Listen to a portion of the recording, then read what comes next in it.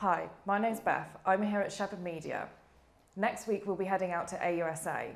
With a lot of programmes ongoing and budget constraints to consider, I'm here with Grant Turnbull to talk about some of the topics we can expect to cover over the week ahead.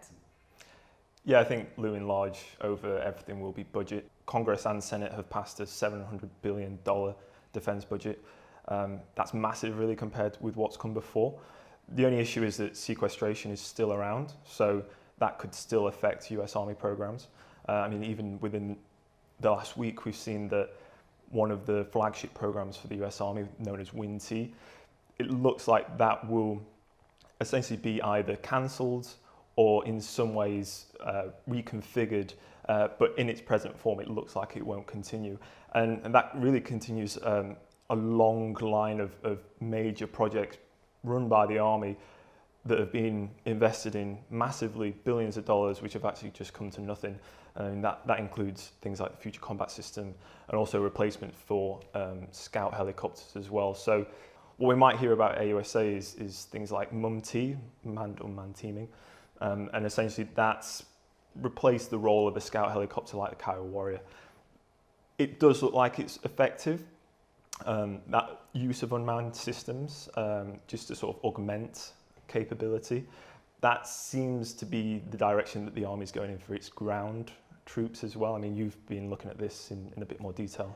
Yeah, well, I've been speaking to the Army about the Squad Multipurpose Equipment Transport Programme, and they seem to be moving ahead with that. They've selected 10 systems now to test, and they're currently in that test phase. This will then go on to be down selected to 4 systems, and then the Army will look to procure 20 of each of those 4 systems. So it's not a huge programme at the moment, but it's definitely continuing to move forward. So that's a small programme at the minute. I mean, what kind of capabilities is that going to provide for ground troops, do you think?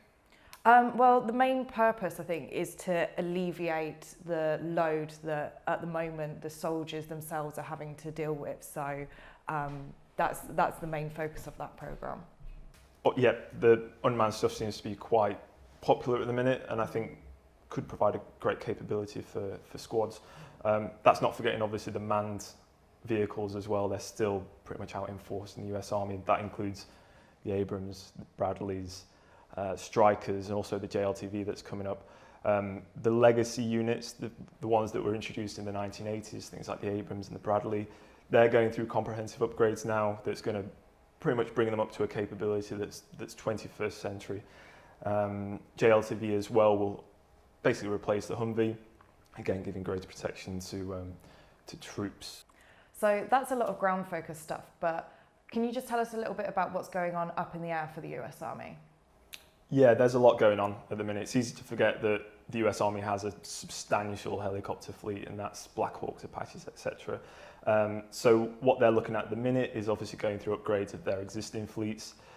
Those are aircraft like the Chinook CH-47 going through to Block 2 of the F variant, also the AH-64 going into version 4 of the E model.